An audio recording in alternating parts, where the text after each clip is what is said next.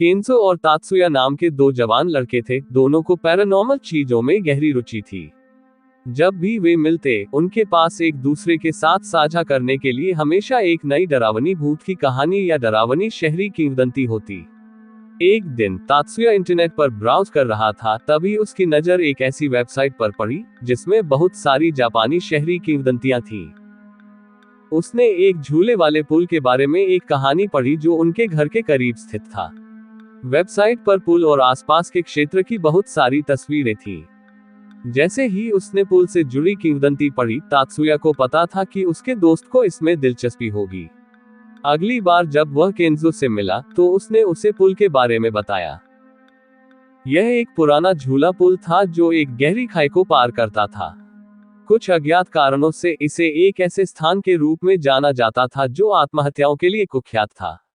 हर साल कम से कम 20 या 30 लोग खुद को पुल से नीचे फेंक देते थे और उनकी मौत हो जाती थी। कोई भी इसका कारण नहीं बता सका। उन्होंने कहा कि इस स्थान पर उन सभी लोगों के भूतों का साया था जिन्होंने वहां आत्महत्या की थी। जब केंजो उस शाम घर गया तो उसने फैसला किया कि उसे पुल की जांच करनी है। वह किसी भूत को देखना चाहता था, इसलिए उसी रात वह उन पहाड़ों की ओर निकल पड़ा जहां पुल स्थित था। वहां पहुंचने में उसे करीब आधा घंटा लग गया। जब वह पुल पर पहुंचा तो लगभग आधी रात हो चुकी थी और आसपास एक भी इंसान नहीं था। ये काली और भयानक शांति वाली रात थी। माहौल इतना डरावना और भयानक था कि इससे केंजो की रीढ़ में सिहरन दौड़ गई। वाह, ये जगह डरावनी है, वह खुद से बुदबुदाया और सावधानी से घाटी के किनारे तक चला गया और उसकी गहराई में झांकने लगा। वह उन सभी लोगों के बारे में सोचने लगा जिन्होंने खुद को काले अंधेरे में फेंक दिया था। ये सोचकर ही उसके रोंगटे खड़े हो गए। यह इतना आकर्षक था कि उसे अपने दोस्त तात्सुया को इसके बारे में बताने के लिए मजबूर होना पड़ा, इसलिए उसने उसे कॉल करने के लिए अपना सेल फोन निकाला। हालांकि उसका कॉल नहीं लग पाया क्योंकि वहां नेटवर्क नहीं था। चारों ओर देखने पर केंजो को पास में एक अकेला फोन बूथ खड़ा दिखाई दिया। वह अंदर गया, कुछ सिक्के स्लॉट में रखे और तात्सुया का नंबर डायल किया। हेलो तात्सुया, अंदाजा लगा कि मैं अभी कहाँ हूँ, उसने बोला। मैं उस सस्पेंशन ब्रिज पर हूँ जिसके बारे में तूने मुझे बताया था। नजारा अद्भुत है। तू यहाँ आएगा और इसे देखना चाहेगा क्या? हाँ, मैं ऐसा करना चाहूंगा, तात्सुया ने उत्तर दिया। मैंने वेबसाइट पर सभी तस्वीरें देखी। एक सेकंड रुक, तू मुझे किस नंबर से कॉल कर रहा है?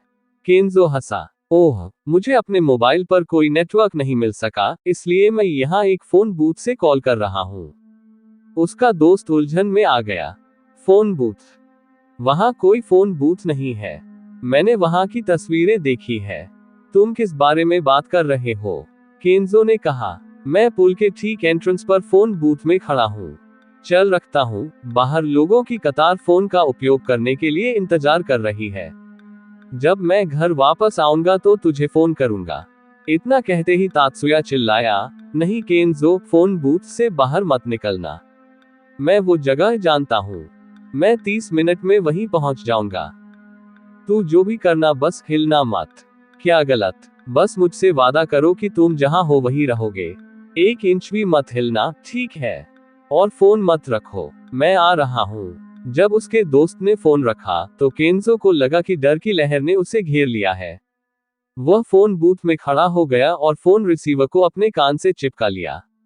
अपने कंधे पर नजर डालने पर उसने देखा कि फोन बूथ के बाहर लोगों की एक कतार खड़ी है, जो चुपचाप उसे देख रहे हैं। उनकी आंखों के भाव ने उसकी रीढ़ में सिहरन पैदा कर दी। आधे घंटे बाद जब तात्सुया सस्पेंशन ब्रिज पर पहुंचा तो उसने अपने दोस्त को घाटी के बिल्कुल किनारे पर खड़ा पाया। उसने अपना सेल फोन कान से सटा रखा था।